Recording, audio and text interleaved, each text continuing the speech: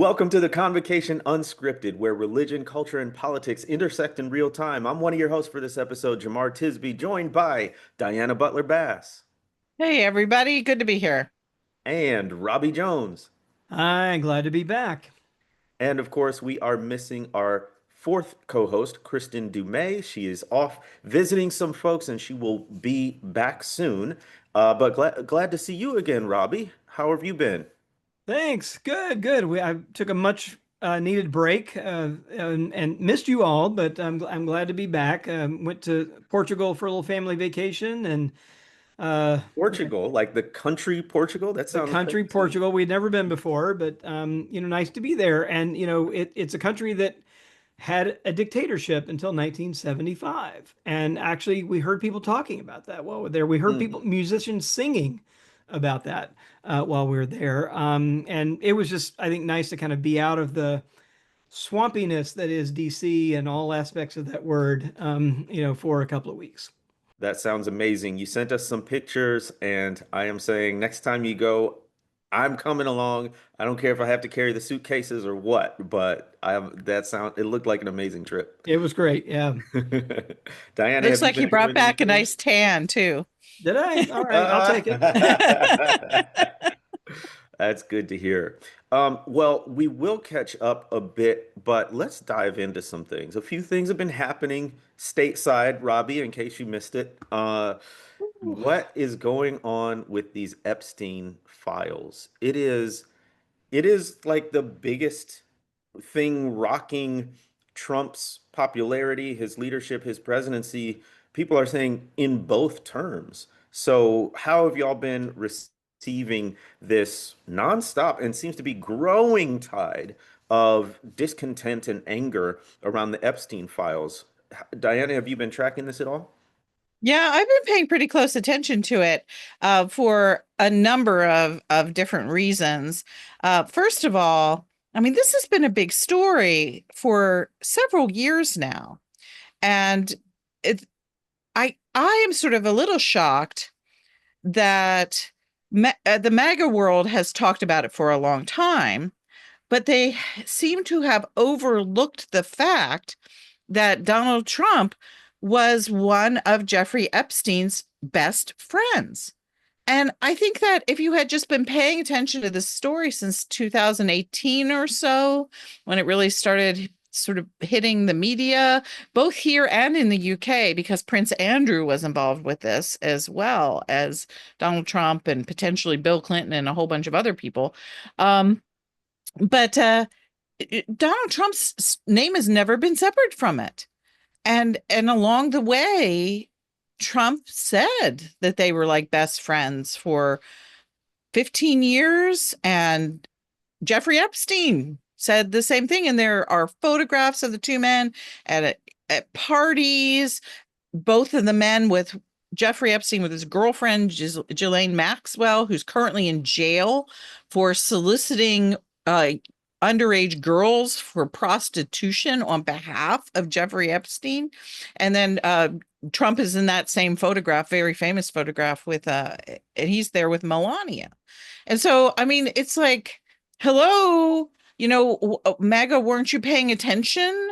Um, that Trump's been somehow in this club the whole time, and just now you're sort of getting mad at him because he won't release the files. Because, as the Wall Street Journal reported last night, the new Attorney General, Pam Bondi, came to Trump in May and told him, after having done this intense, detailed review of the Epstein files, that his name was in the files. And of course, he's saying, oh, fake news, the Wall Street Journal lies. But Pam Bondi's not saying that. And the Wall Street Journal, that they have covered every base in reporting a story like that. And so now it's like broken over the heads of Republicans to realize that their guy um, is implicated somehow in the biggest pedophilia story um, of the last at least decade, and maybe of the century. um, so yeah, so I've been paying attention because who can not pay attention to that? I mean, one thing I'd add too is it's just a weird kind of coming full circle here because you remember like this whole theory that the government was being run and controlled by a group of kind of Satan worshiping pedophiles, right? That's the QAnon, the core QAnon belief, right? These are Trump supporters, right? That were Right. peddling this conspiracy theory. And it's still in my career as one of the more surprising things I've ever done was to try to write a survey question to measure QAnon beliefs. We actually wrote a question. This is how it reads. I'm going to read it to you. I mean, again, I wrote this question and I thought like, okay, I have now like crossed the Rubicon or something in social science that this is where we are as a country that I have to write a question like this. Here it is. The government, media, and financial worlds in the US are controlled by a group of Satan worshiping pedophiles who run a global child sex trafficking operation. Do you agree or disagree with that statement? So we started asking that question in 2021. And it turns out that it's about 16% of the country that believes that, but it's about a quarter of Republicans. So Republicans are much more likely than the public, and it's about a quarter of white evangelicals. And so that's where it really ran rampant. And remember, they were weaponizing this against Hillary Clinton. That's This is right. this is how it got kind of off the ground, right? And so much so that a local pizza place down the road from you and I, Mhm. Diana, had a dude show up from North Carolina because he believed this conspiracy stuff that there was actually a pizza place here in DC that had a basement that Hillary Clinton was running some pedophilia sex trafficking ring out of. And this guy showed up with a gun at this local pizza place. It's actually right next to Politics and Prose bookstore. Um, That's the one you took me to, it is. right? Yeah, actually, Yeah, we ate at that place. That's right, we ate at Jamari. Oh, that You you and I guys ate ate particular. there. it? Comet Yeah, Pizza. Yeah, yeah, and first of all, the place has no basement. Right. Right, of course, and minor it's detail. all just fabricated stuff. But it's really interesting to note that this was first a kind of conspiracy theory designed to be weaponized against Democrats and Hillary Clinton. And here it is kind of been whipped around, and Trump's getting caught kind of in this net as it kind of comes full circle. I was thinking about this and all of the strangeness of it, from the QAnon theory that birthed this to the why now and why is it the thing that seems to be really shaking up this regime. One of the things that that bothers me of the many is that the uproar does not seem to be about the victims. No. It's not about the children, the young ladies, sex trafficked, abused, traumatized throughout. That's not where the conversation is. And that's not surprising because if it really was about the victims, he would have never gotten past the you know, grab them by the so and so remark. He bragged about going into the dressing rooms during the Miss America pageants. He said of his own daughter that if she wasn't his daughter, he'd be interested in her, right? Like it's always been there. And then, like you said, Diana, the association with Epstein has always been there. And Epstein's name, he's now a pariah because of what he did. And the idea is that anybody associated with him or went along with him would also be a pariah. But somehow Trump avoided that because he weaponized it, as you said, Robbie, against the Democrats. And so I'm sitting here wondering, like, well, why now, or what's the uproar about? I think part of it is because Trump set himself up as the avatar against the elites and for this aggrievement against the elites, right? He became the spokesperson and the mouthpiece, and although it is very outside of my world, this conspiracy theory around the Epstein files was central in the world of his supporters. And it seems to me, it seems like the symbolic issue that they had with the Democratic establishment, that they were covering this up, that they wouldn't release it, that they were all implicated, that they were covering their behinds. And when Trump got into office, he promised to drain the swamp. And Mhm. these Epstein files are sort of case in point of why the swamp, in their view, needed to be drained. But now he's become part of the problem. Yeah, Now he's betrayed them. I don't know if you saw it, but the QAnon shaman called him out on social media, called Trump out as a fraud I had not seen that. on Wow. social media. Yeah, Wow. the guy with the horns Yeah, and no shirt and yeah, prayed yeah, in yeah. uh, Who the was at US. it stormed the Capitol, right, Yeah. on January 6th. And Yeah, that's the case for several of the most sort of QAnon Republican Congress Yeah. members.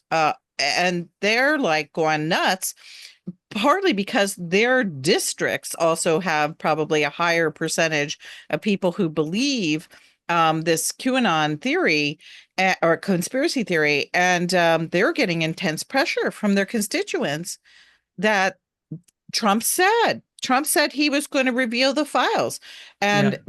And I it's really interesting to watch the evolution. And there was some indication in the first Trump presidency that, there were people who were paying enough attention to realize that Trump's name was somehow associated with this whole thing, mostly around the case of Virginia Giuffre, who is the young woman who gives Ghislaine Maxwell was actually convicted for trafficking. Um, and one of the people that, I mean, it was never confessed in public, but Prince Andrew and the royal family settled Giuffre's suit against them so that all the details would never come out. And in part of the information that was released in that case about the royal family and Prince Andrew and the trafficking charge, the logs for Jeffrey Epstein's private plane to the island, which is really the place where much of this happened, not the basement of the pizza parlor in DC, but an island in the Bahamas that Jeffrey Epstein owned this big home. Um, Just want to so say again, the there is no logs, basement at the pizza place in DC. That's there is no completely basement in the pizza place. That's right. yeah. That's a complete lie. It doesn't even And exist. Yeah. so the but the so the when that testimony started coming out, one of the things that happened is that the place where this young woman was picked up by Jeffrey Epstein's trafficker, Ghislaine Maxwell, was at Mar-a-Lago. Mm. She was working as a spa attendant in the spa at Mar-a-Lago. And Ghislaine Maxwell was at the spa in Mar-a-Lago and got in a conversation with this teenage girl. And Virginia said, I want to be a masseuse. And she said, well, there's a guy down the street who's a good friend of mine, and he loves massages. And if you just come with me, we'll pay you $200 to give him the best massage that you can give him. And so, she's this kid, $200. And she goes with her, and that becomes the beginning of her career as being a victim of this whole horrible scheme where she was trafficked out to any number of men whose names are in the file but have never been released because it's always been blacked out. And so so Trump, Mar-a-Lago is a mile away from Jeffrey Epstein's house in Palm Beach, where the sort of stateside center of this trafficking scheme was. And no one knows exactly how many women were brought into this, but the lawyer who was on last night talking about his clients, I think he said he represented some 200 women who, as teenage girls, had been brought into this. And those are just the girls, now women, who either went to the police or who wanted to have a lawyer or who had somehow been brought into the testimony process of convicting Ghislaine Maxwell after Jeffrey Epstein died in prison.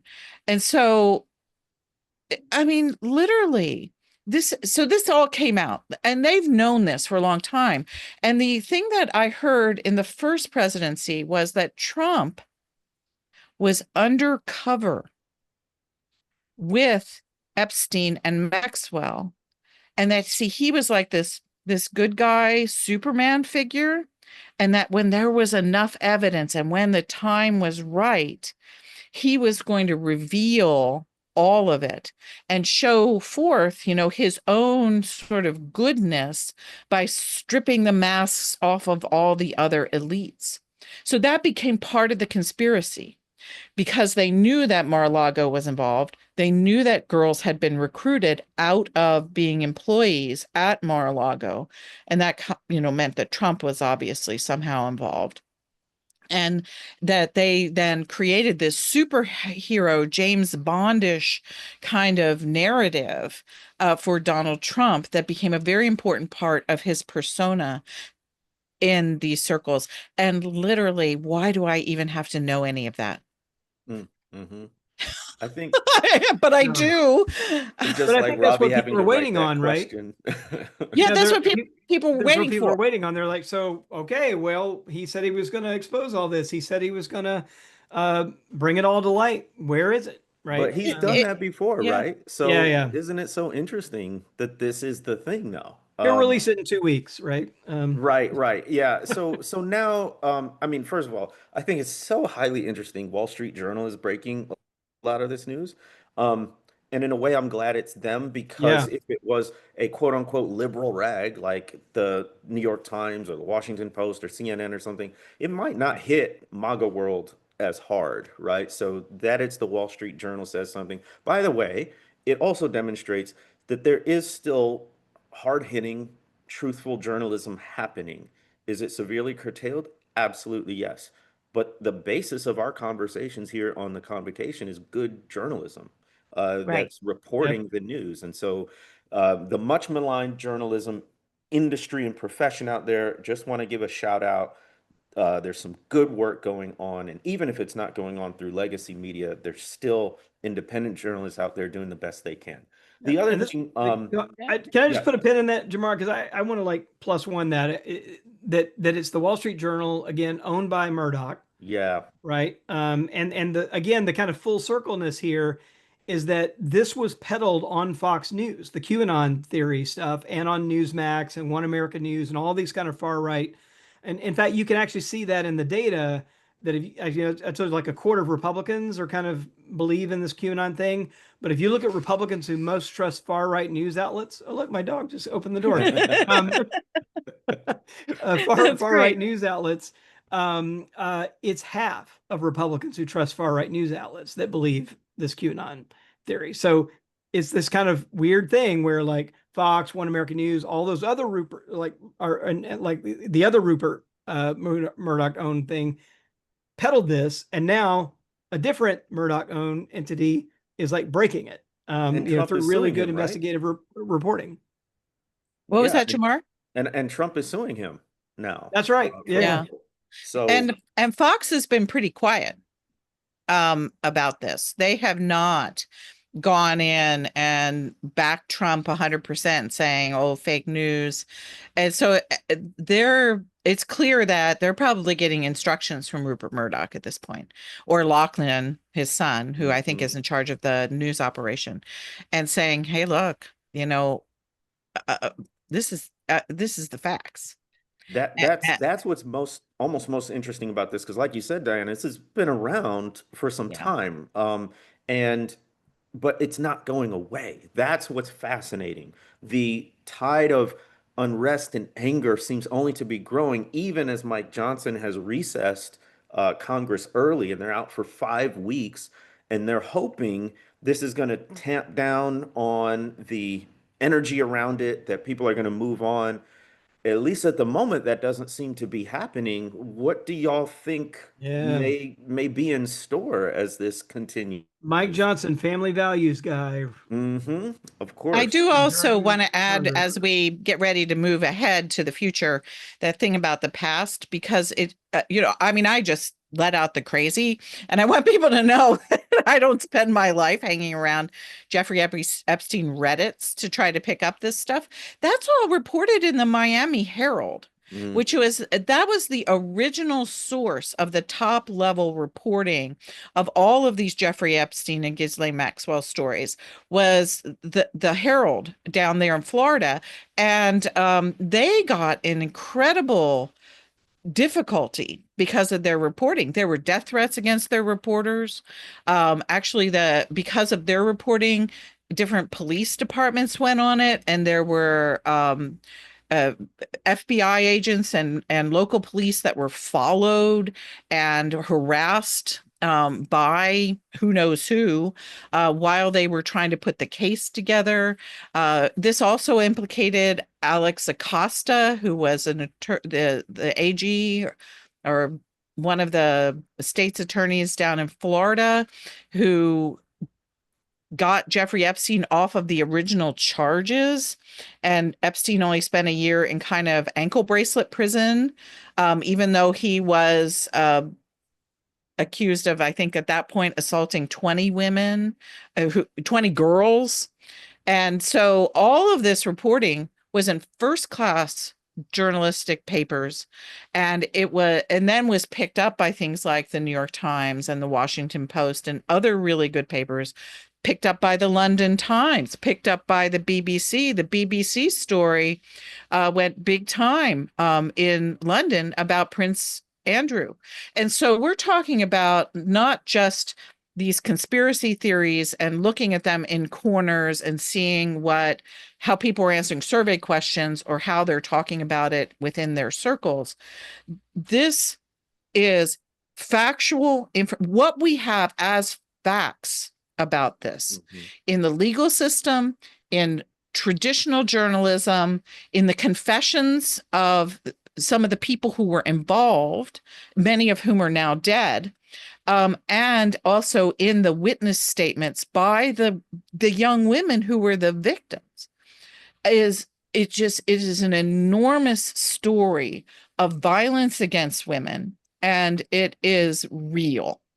So it's very important to say that over and over and over again. You don't need to believe the conspiracy theory to understand that Jeffrey Epstein was a very, very, very bad person who, um, some people say that he was so deeply into this addiction or whatever pleasure he took from this, that he was raping as many as 3 teenage girls a day at the high point of this whole horrible, horrible thing. So when MAGA talks about it, there is a rightful horror that belongs here, and that these were stories about very rich people, very elite people who were protecting one another, and that their money was hiding this terrible violent abuse that they were getting away with, simply because of who they were and who they knew. And so all of that is true. Now, how it developed sort of beyond that with the QAnon piece, and then the way that it was weaponized, and the way that, people like Trump have managed to deflect the story for so long, away from them onto their enemies, or to use it for their own purposes. That's a kind of a separate piece of it. And now that's the piece that's collapsing, is that somehow this story is now coming back around to Trump's doorway. And Yeah. And it- so there there does are it seem like there's going to be any lasting damage or consequences? I mean, he's gotten out of so much, from 2 impeachments, an insurrection, He was convicted already of sexual abuse, 34 other felony counts. Robbie, does this end up doing any lasting damage, do you think? I've sort of given up on predicting with Trump, but if it does, I think here's the thing that Diana was pointing to that I think is important for me. It is still an indication of how broken the morality of white evangelical Christians are. Hmm. Because if it does trip him up, it will be half on its merits and half on this baseless QAnon conspiracy theory, which is, I mean, it's like, I'll take it, right? If this trips him up, however it trips him up, I'll take it. Because there's no one, I can imagine doing more harm to our democracy than Trump. But it is a little bit heartbreaking to me to think that, oh, well, one of the reasons why they're taking this so seriously is based on a baseless conspiracy theory that just so happens to coincide with the real facts on the ground here, right? It's not because they've kind of found their moral feet, here in some ways. And so I think there's still a kind of moral bankruptcy here that's at play. Even if they sort of come to it, it'll only be for like half the right reasons.